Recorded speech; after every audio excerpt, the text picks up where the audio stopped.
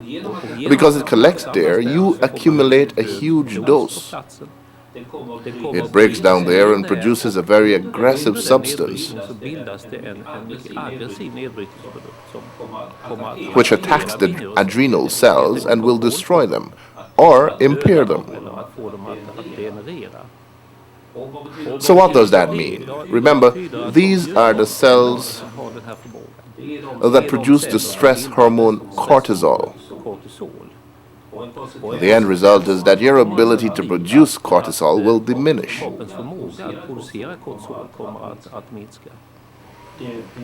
That's unexpected and a bit frightening, actually. Finding it there, we couldn't have predicted that. Each chemical must be considered individually. The point is, you can never predict how a substance is going to work.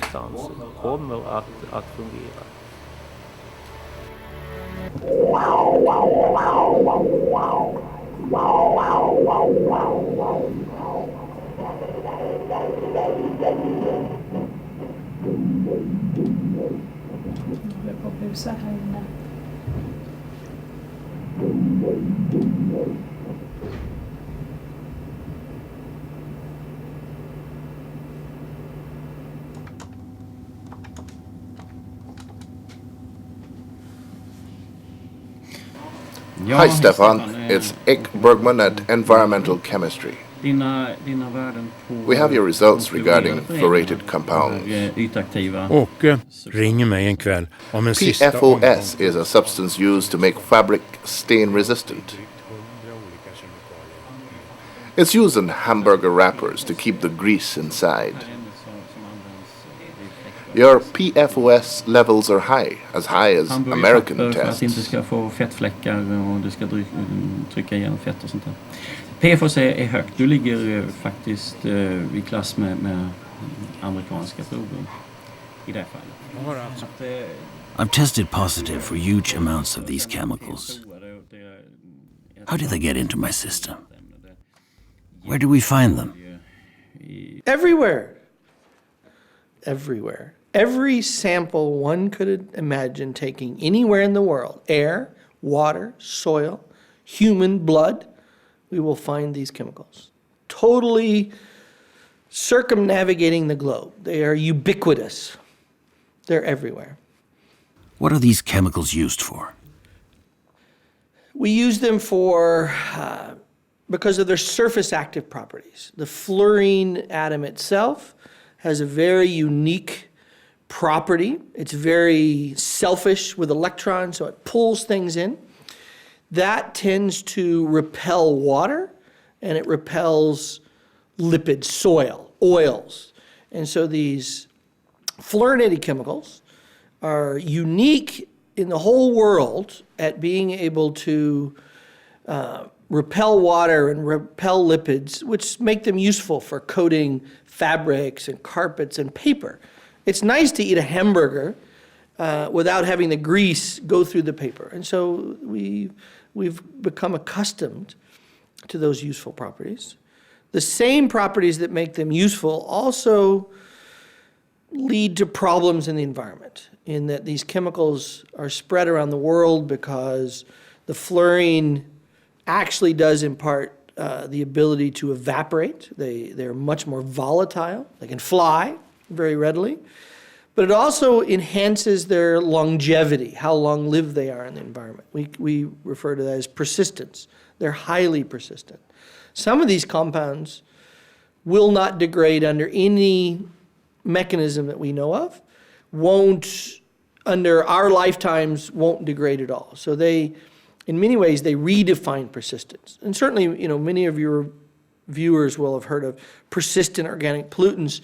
Most of those, like DDT and PCBs and the brominated diphenyl ethers, last a year or 10 years or maybe 20 years. These compounds, we have no idea, but much, much longer than that. We've had problems with persistent substances like DDT, dioxins, and PCBs, which were banned in the 1970s because they bioaccumulate in humans. DDT was banned in Denmark in 1972, but the amounts measured in people haven't even halved. There is none left in the countryside. It's all in animals and people. And the levels have not decreased. But the new perfluorated chemicals are much more persistent than DDT, so they'll be around forever. They are acting perhaps more on the immune system, or they are acting to weaken cell walls because of their effect like a surfactant, like a soap. They may affect the cell wall's integrity. So that effect, it may be quite different from the flame retardants. What does it mean when you have both in your blood? I don't think anybody knows that.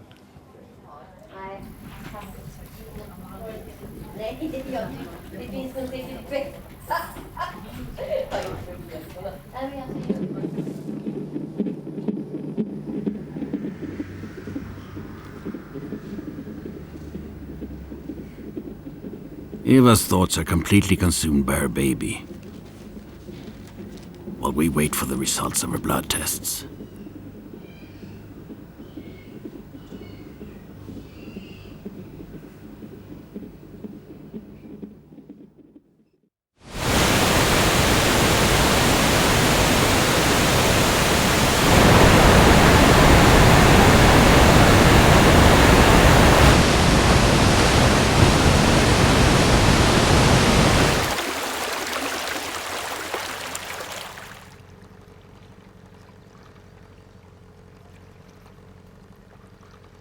The results of my blood tests are worrying, but I try not to think too much about it.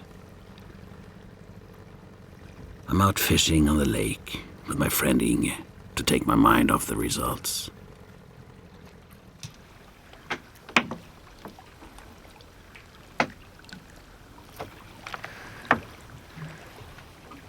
Our nets are quite empty. But when Inge lands a burbot, it calls up an image that is stuck in my head, one I can't forget. It showed a burbot with 2 sets of sex organs. A hermaphrodite.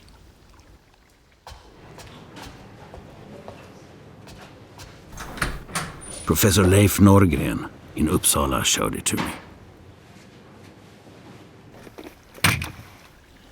The background to this hermaphroditism is linked above all to remnants of birth control pills in the water. But birth control pills aren't the only culprits. Medicines are very potent substances compared to most chemicals. They are designed to enter the body and affect biological systems. And there's a risk in that. In nature, they can affect other organisms. The medicines get into the waterways via sewage treatment plants. And those plants aren't designed to separate out medicines. So sewage water is always full of medicines. It's a chronic exposure to environmental toxins. So from the point of view of the fish in the waste stream or in the river that's not too far away from the waste effluent, it doesn't matter whether it's persistent or not. There's continuous flow of it, so it's always exposed. We find anti-inflammatories, paracetamol, ketoprofen, naprofen, which are used daily. We also find antibiotics and antidepressants. At least the fish don't have headaches.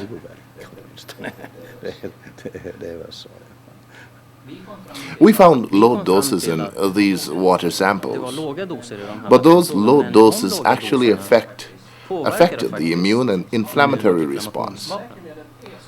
Some medicines are so potent that a few billionths of a gram per liter can be enough to affect reproduction in fish. The levels we found in Grabble were tested in a lake in Canada. They found that after a year there were almost no fish left. It was like birth control for fish, just a few nanograms per liter of estrogen from birth-controlled pills. Can affect our endocrine systems. Some can even replace natural hormones. It's proved, at least in animals. There are hundreds of chemicals in the environment that are coming from products that we are using every day, and these chemicals were declared safe dozens of years ago, and now we understand that they can disrupt the endocrine system, the controlling system of our bodies. The expert on this is Professor Thea Colburn. She has seen how very small doses of chemicals in nature have affected the wildlife. And she says the same thing happens in the human hormone system. Well, our hormone systems are very complex, and everybody must understand it goes beyond the usual sex hormones. There are a lot of hormones. Insulin is a hormone. I don't think most people understand that. And we have an epidemic of diabetes and obesity, all connected, in the Northern Hemisphere, that now, basically, some of the most recent studies, and even a human study, showed a link between a very commonly used plastic called bisphenol A and diabetes, obesity, and cardiovascular problems. What we used to think was that we could use high-dose testing to predict what's going to happen at low levels. That's how all regulatory toxicology works. We used to think that that was sufficient. But that was before we began to realize that some contaminants, like bisphenol A, behave like hormones. And the people that study hormones, endocrinologists, have known for years that what happens at high doses isn't necessarily the same as what happens at low doses. So all of a sudden, as toxicology is confronted with this new way of looking at chemical action, they have to throw out one of their most basic assumptions, that the dose makes the poison. The numbers are so small that they're beyond the comprehension of most people. That's how small they are. So you think of a part per thousand, a part per million, a part per billion, a part per trillion. A natural hormone, below a part per trillion, it can stimulate breast cancer cells to grow. And now we are seeing chemicals like bisphenol A that are what hard, clear plastic is made out of, and the lining of cans is made out of. It can stimulate breast cancer cells at below a part per trillion, just like the natural hormone. So the amount of chemicals we have in us isn't what's important, but the time when we were exposed. Definitely timing of exposure is very critical, and it doesn't take much. But we know now, as more and more people are working with the developing system from the time the sperm enters the egg until either the chicken hatches or the mammal or the human is born, we're just beginning to understand that chemistry. That chemistry operates in the range of parts per trillion and parts per billion, which industry has told us for years it's harmless. Concentrations like that are unimportant. But when you interrupt a vital system, something that's developing where these eggs are splitting and developing and budding and forming legs and arms and duct systems and glands, at a part per trillion, these are very dangerous chemicals. The easiest concept for people to remember is that this hand and the fin of a dolphin and the wing of a bat, at the early embryo stage, they look identical. And inside of the wing of a bat and inside of the fin of the dolphin is a hand. So at the beginning of development of a fish or a frog or a mouse or a human, the early stages of development that are disrupted by endocrine disruptors and the genetic mechanisms are almost identical. We end up looking different, but don't let that deceive you. The mechanisms of development are very, very similar, and the disruption events of development lead to diseases in all of these species. We know that fetuses go through programming that can never be redone. Things can happen during that time that cannot be changed later. This means that chemicals present for a very brief moment of time can have an effect they wouldn't have at any other time. One of the big developments has been for us to identify that there is a critical period during development of the male fetus when there is extreme vulnerability to disruption of hormone production or action. And it's quite a narrow window. It's based on animal studies, but we've got very good evidence that the same applies to the human. We have proven that in animals, if you expose during the time that you start out, your body starts out as one single cell and then becomes 2 cells and 4 cells and many cells. And we know that as one cell is becoming many other cells, the hormones that control that, if you disrupt them, then you permanently alter the genes in the new cells. And when you do that at the beginning of life, those cells and all of the cells that come from them are defective. And the consequence is that, for instance, after puberty, when the reproductive system starts forming,